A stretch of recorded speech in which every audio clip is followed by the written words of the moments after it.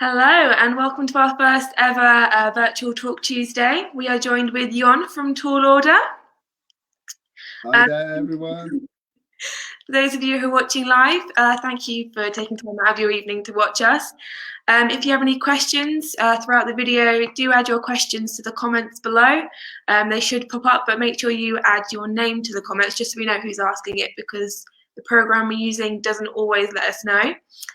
For those of you who are watching this back, hello to you too. Jon and I will be keeping an eye on the comments after, so if you did have any questions, do still ask after this has gone live. If you did have any other questions that you want to ask Jon about your catering or menu that you've already booked with him, his contact details are just below, so do use those as well. So without further ado, Jon, why don't you tell us a little bit about yourself and what you do? Hi there. So my name's Jon Mandeleli. I'm from Tall Order Catering. We set up officially in about late 2015 and 16 and have been ongoing since then. I've personally cooked for 20 years and finished working with at the end of that sort of run of things with a catering company, and then decided to launch Tall Order. And we do anything from hog roasts to barbecues to three-course weddings, buffets, afternoon teas, you name it, we do it. And since the sort of outbreak, we've been developing some street food brands that we're looking to launch sort of 2 weeks after the 4th of July, just to see how things are going, and so we can do a bit of a takeaway service and keep stuff going like that, really. But yeah, keen to get back into the wedding sort of thing. But yeah, that's pretty much the long and short of what we get up to. That's perfect. Right, first question. I imagine nowadays people are wanting a lot more of the cheaper bulk menus. I know you mentioned hog roasts, which are really popular at the minute. What other kind of things like that you could do?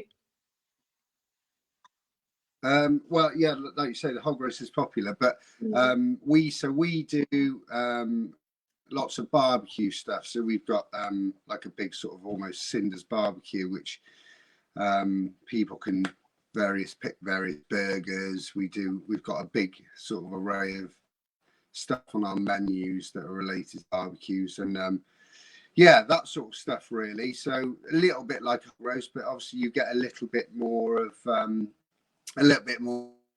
choice having the hog. So and then all we've started to do is look into and what we've worked on this week is doing noodles. So we've come up with this brand noodle shack that we're aiming to set up and have something a bit different. So it's not just that sort of barbecue and hog roast thing. So yeah, that sort of stuff really. Yeah. Do you do like paella and curries, that kind of bulk thing as well? Yeah, we can do all that sort of stuff. Yeah, that's not an issue. We don't have so many of those on our menus. What we tend to do is, so we say to you guys up at Glenfall, we'll say to people, we'll have a look at the menus, but if there's nothing on there that they particularly like, we will do bespoke things. So we can do all different types of curries. One of the favourite stuff I like doing is all the Thai stuff. So we will pitch that to clients. So there's something different. But yeah, paellas as well is popular. We've got a big paella pan, which is always great for a bit of a show. And with this street food stuff, you know, like what we've done with the noodle thing, we rather than just it be on a sort of crappy gas burner, we've brought a whole big wok thing, which looks like a Thai street food sort of stuff, and we can actually put the paella pans and stuff on that. So it's more a bit about the theatre of it rather than just knocking out the food. So I think that's what, you know, people like, and they sort of eat with their eyes before they get there. Yeah. So yeah, that's our aim really. Cool. Next question. What kind of precautions are you taking with the current service restrictions about coronavirus?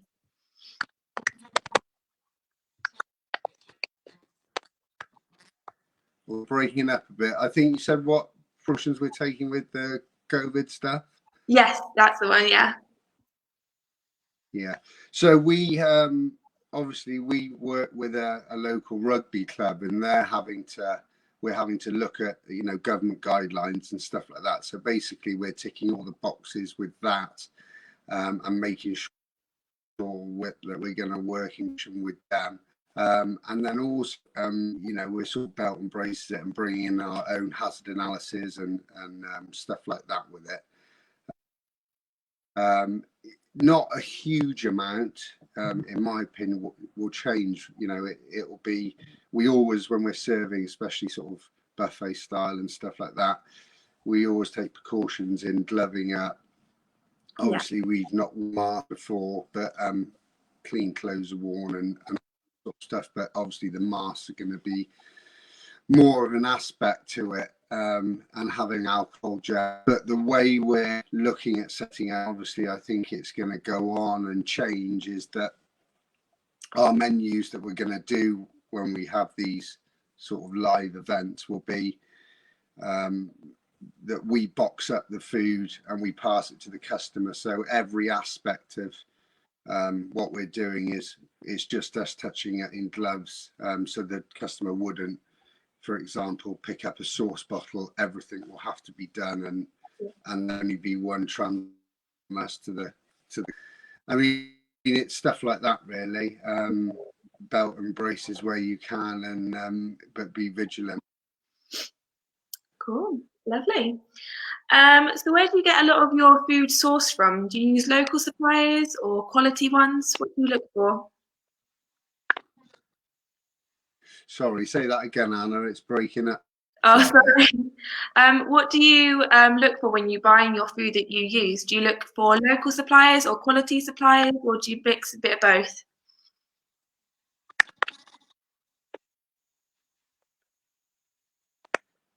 Yeah, with regards to our meat, we use a local butcher's, Toddington. They're a wholesale outfit, Cheltenham and District Meat. I've been using them for, God, what, 10 years now, something like that, and they're brilliant. You know, they never miss a beat. They're local, you know where everything comes from.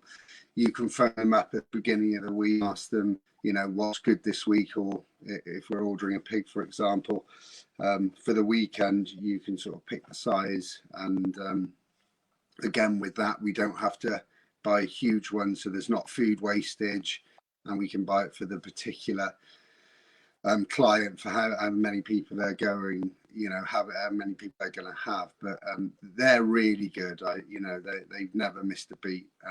And then for our breads and stuff like that, we use a company called North Bakery that are based in Winchcombe. So everything sort of served.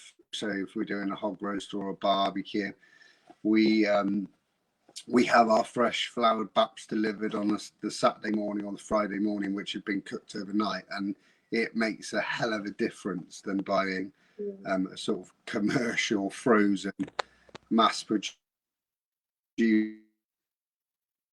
one, which you know, some companies use to do this, but we try to promote local, especially in this area where it's, you get fantastic produce. You can't go wrong with that, really.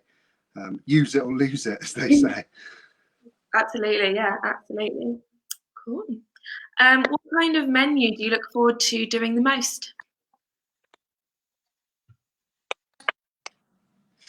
I love cooking all our menus, really. The 3-course wedding stuff is, we've got so much choice on that, and actually some of the favourites that we maybe manipulate that go at the top of the list that people have are some of the favourite ones that we like to cook, which for me as a 20-year chef, you know, in the game 20 years, it's you're trying to, you know, produce something which is really good value for money as well for the client, as well as being able to produce it on a scale quickly, and it be, you know, a top quality sort of meal. So that sort of stuff I enjoy cooking. I love the street food stuff. We're pushing that more and more nowadays, and I think with the things the way they are, it's that's why we're working on these brands that we're trying to push forward, because you know, even coming up to yourselves.